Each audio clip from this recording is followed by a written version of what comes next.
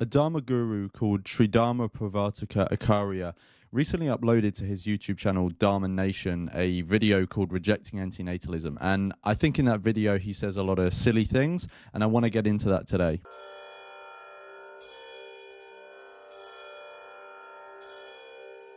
With anti-natalism going rampant, how do you respond to people who say it is cruel to bring a child to the world because the world is full of evil and misery? Very nice.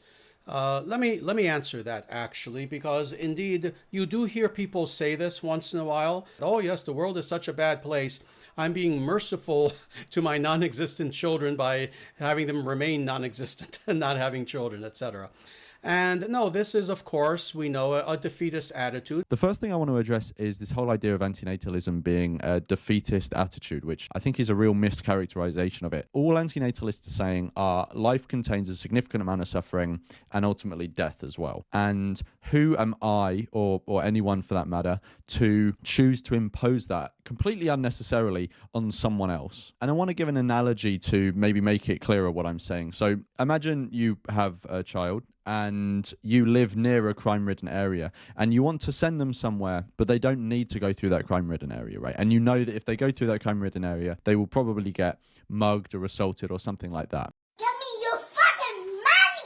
Why would you, knowing that's a crime-ridden area, send them into that? Like, knowing those things can happen to them, knowing harm can and probably will come to them, when you literally don't have to do that. Like, you have the alternative of just not sending them into that area. Like, would someone call that a defeatist attitude? No, I don't think so. And I think it's the same with antinatalism. Just as someone can recognize that that crime-ridden area contains a lot of potential for harm, antinatalists are saying, well, life generally contains a lot of potential for harm and guaranteed death.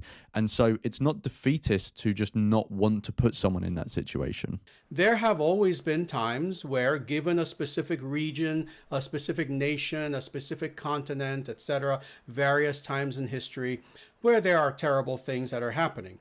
But the truth of the matter is, we know that also the opposite is the case, that happiness and distress come of their own accord, that there's just kind of this pendulum that takes place. There are times of great peace, there are times of great pain, etc. He then goes on to say about how, you know, there have been times in history or places where there's been really bad stuff happening, but there's also been places that have had really good stuff happening, which is true.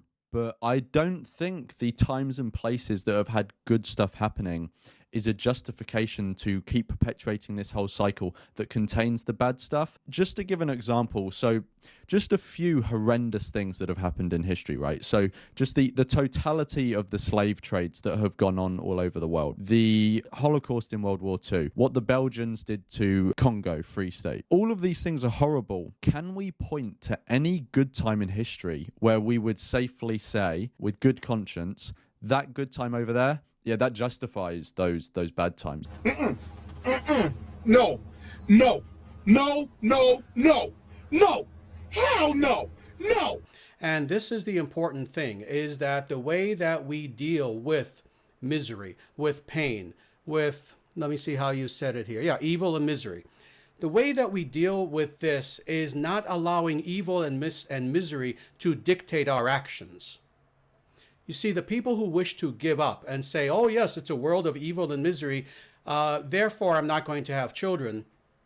First of all, you are allowing that evil and that misery to dictate your actions and what you're going to do.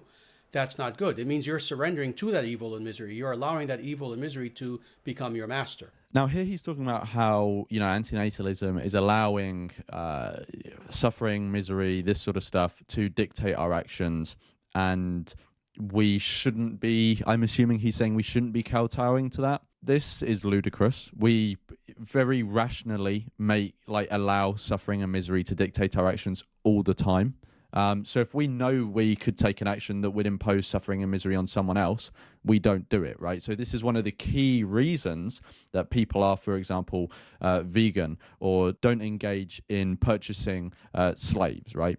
These are obvious things that would cause misery to others and maybe also to ourselves as well. And we allow the reality of that misery to dictate what we're going to do because we know that it's the ethical thing. So the idea that allowing misery to dictate your actions is somehow wrong is, quite frankly, 100% insane. Now, one bit of nuance I do want to put here is that there are times in our lives and in general where suffering and misery could dictate our actions, but actually it's probably best if it didn't because there are other factors at play. But just to say, like he's saying, that suffering and misery dictating your actions is somehow surrendering is ludicrous, like I said. On the contrary, what we wish to do is literally the opposite. We wish to rebel against evil and misery, against the Kali Yuga. And the way that we do that is by fostering in our actions the very opposite. You see, life is sattvic, life is dharmic, life is of the nature of God and the gods, life is good. This being the case, even if we're living in a world of darkness, one of the best ways, actually, interestingly, that we can fight against the darkness is indeed, to indeed bring children into this world. You heard it here first. If there are dark times and awful things going on, have kids. But that's not enough. Animals bring children into the world. It's not enough merely to bring children into the world, but more importantly is B, this second component, and that is the way that we fight against the evil of this world is we bring children in this world and we raise them to be warriors against evil. I'm getting major edgelord vibes from this guy now. So raising people to be warriors against darkness. I mean, this guy is like an extra out of Lord of the Rings.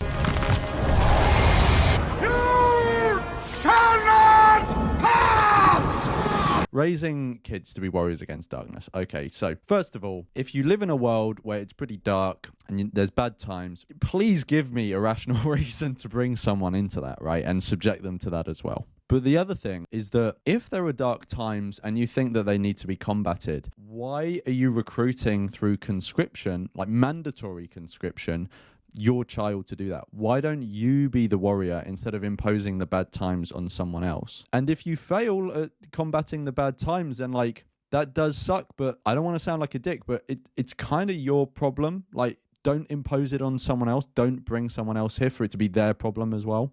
We raise them to be good. We raise our children to be righteous, to be ethical, to be moral. We raise our children to be children of light within this realm of darkness in such a way that by our having children, we have created in a way almost weapons against the evil of this world.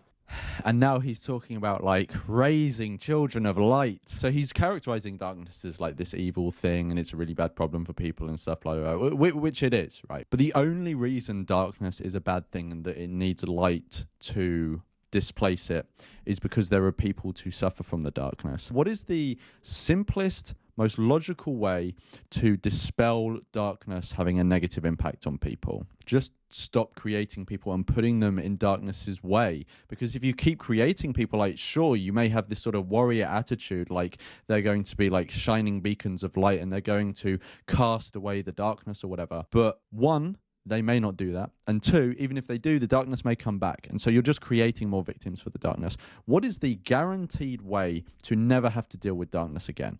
Just don't create people. Don't create people that have to suffer from the darkness. And thinking in this positive way, and again, having this philosophy of child rearing.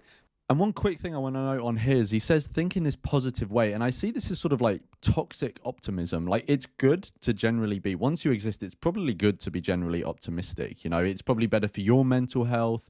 It may mean that you have a more can-do attitude and you can help others because of that. But when it spills over into toxic optimism is when your optimism makes you blind to obvious ways of avoiding suffering. And having too much of an optimistic view of life can make you more likely to bring someone into that life and impose suffering and death on them when you literally didn't have to.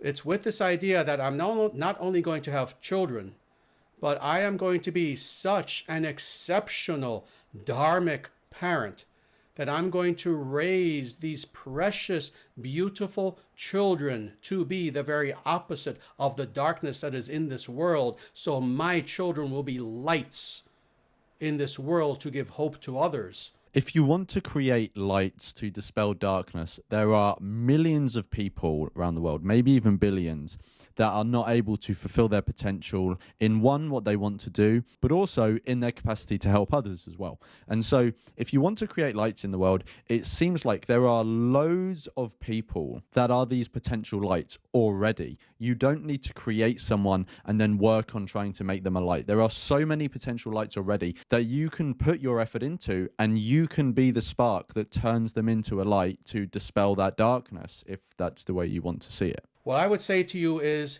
no, do the opposite. Bring children into this world and raise them to be children of God in this world, such that they can help others and save others. Who is to know whose child is destined to actually save this world? It might be yours. That's right. It might be your child, specifically you watching this video now. If you have a kid, it might be your child that saves the world. I am the Messiah! He is the Messiah! Your child definitely will not be forgotten in the depths of time and become irrelevant in a decade or two after they died, like 99.99999% of people. That won't happen to your kid. That definitely won't happen. Your kid will solve cancer, will bring about world peace, and will dispel darkness. Let me know what you thought. What are you doing to dispel darkness? And I'll see you in the next one.